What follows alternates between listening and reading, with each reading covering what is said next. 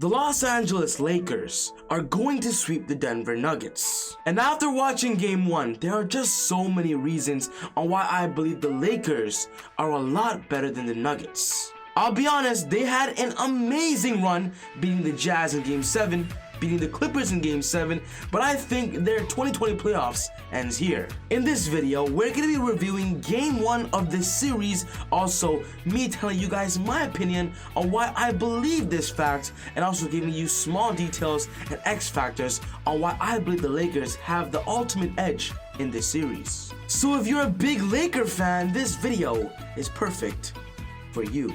But quickly guys, before I get into the video, just want to say if you're new to the channel and love basketball, welcome to Easy Buckets. My name is Soom and I make basketball videos every single day, so be sure to hit that subscribe button and turn on post notifications to not miss any of my upcoming videos. If you watched the video and agreed to what I'm saying, be sure to smash that thumbs up button. I'd really appreciate it. It really helps out the channel. But without wasting any more time, we're going straight into why the Lakers will sweep the Denver Nuggets. The Lakers in Game 1 just straightly dominated the Denver Nuggets. The first thing that I want to mention is talk about the Lakers roster and why I believe they are just a better matchup against the Denver Nuggets.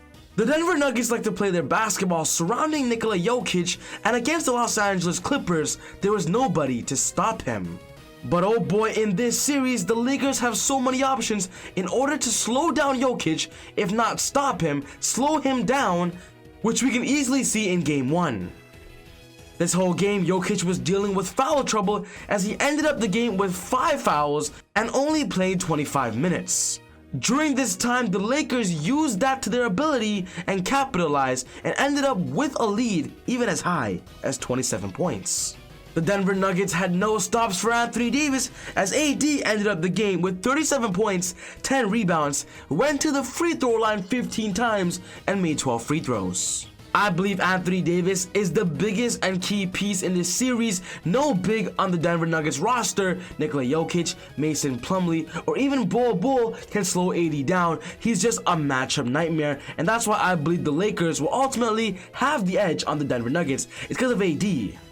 When talking about LeBron James specifically, LeBron had an amazing night, only playing 30 minutes, which is less than how much he would. He didn't play the fourth quarter and ended the game with 15 points and 12 assists. A big X factor when it comes to LeBron James is that LeBron did not win the MVP award, and he even said it in his recent interview that he is definitely pissed off. And what's a better way to show how pissed you are than playing the best basketball in the conference finals? Tonight, LeBron had a decent double-double of only 15 points, but we're going to expect way more from him, and we're going to see way more than him when the games get a little bit tighter. It was a straight blowout from the start. LeBron scored 13 of those 15 points in the second quarter, and that just shows how LeBron can take over a quarter at any time that he wants. The Lakers also love doing multiple flare screens where LeBron can get a pick and roll and change the defender, and that's what gives the Lakers the advantage. LeBron can literally be in front of anybody on the roster, drive to the paint, play bully basketball, and draw a foul. That's the biggest advantage when it comes to LeBron James. But the biggest factor and impact LeBron James have is in the locker room and being a floor general. The Lakers aren't going to make that mistake that the Clippers did on underestimating the Denver Nuggets. The Lakers are going to be smart now, execute in games game by game, and they're not going to blow 16-point leads or 19-point leads like the Clippers. The Lakers do have the advantage because they know the Denver Nuggets have a lot of heart. They put a lot of effort. They've already proven in round 1 and round 2 that even though if they're down 3-1, they're willing to fight back and win in Game 7. The Lakers have the advantage knowing that the Denver Nuggets have a strong emotional factor when it comes to effort, and the Lakers just have to make sure that they don't get outplayed by that. And that's where the leadership of LeBron James comes in. He knows how to get his team going and knows that with the veterans, with the experienced players on his roster, they will execute better than the teams the Denver Nuggets beat. Generically speaking, the Lakers just play at a better pace than the Denver Nuggets. The Lakers are top 5 in the league in pace, while the Denver Nuggets are in the bottom 5 in league in pace. In Game 1, the Lakers would always push the tempo after getting those defensive rebounds. LeBron James would bring up the ball, kick it to the best available shooters, or just drive to the basket and get those alley-oop lobs to Anthony Davis. The Lakers are the best in transition offense on those fast break plays because they have great finishes at the rim and multiple players doing those backdoor cuts and slashing to the basket. With LeBron James being the best player and having multiple other options to score, that puts a lot of pressure on the Denver Nuggets, especially with them not having the best defensive big man of Nikola Jokic. The X factor in this is that the Lakers are not going to underestimate the Denver Nuggets. That's why I believe they have the edge because of the history of the Denver Nuggets and how well they've played so far in the first 2 rounds. Another big reason why I believe the Lakers have the edge on the Denver Nuggets is because of Dwight Howard.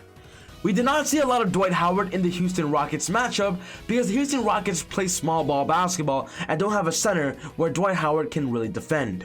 Dwight Howard used to be one of the best centers in the NBA, previously a defensive player of the year in the NBA, and this is where his role comes in and him being a star in that role.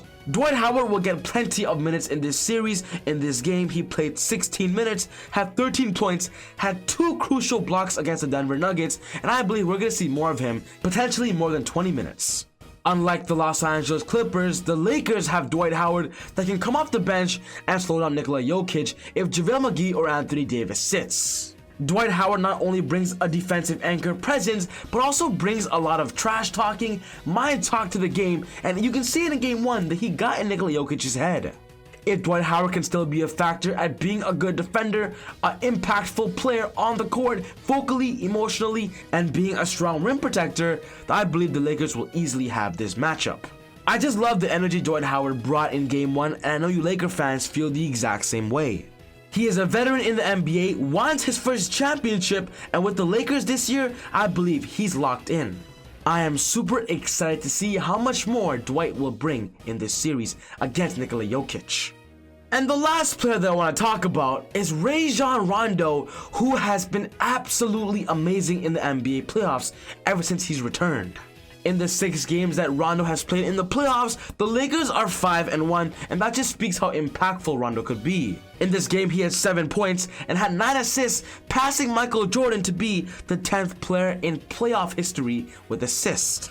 Rajon Rondo's ability to exploit the defense, analyze the court, find the weak side, and give Anthony Davis and other players open looks gives LeBron James and the Lakers a second option when it comes to being a floor general. Rajon Rondo could easily lead an NBA team by himself as the starting point guard, but playing alongside LeBron James as the 6th man, the player off the bench, it shows how well he's playing as a star in his role. Rajon Rondo had an interview after Game 1, and guys, I'll be honest, after watching that interview, I just gained much more respect for Rajon Rondo. He seems like he's very intelligent, has a lot of basketball IQ, and just picks himself up as a player professionally. When watching that interview, it is clear to me that Rajon Rondo has found a way to literally break the Denver Nuggets defense and put them in the worst positions possible, giving the Lakers the best advantage, and that's what he has to do every single game in this series. Rajon Rondo is the Lakers' X factor, and I believe with him returning from his injury gives the Lakers the edge to win it all.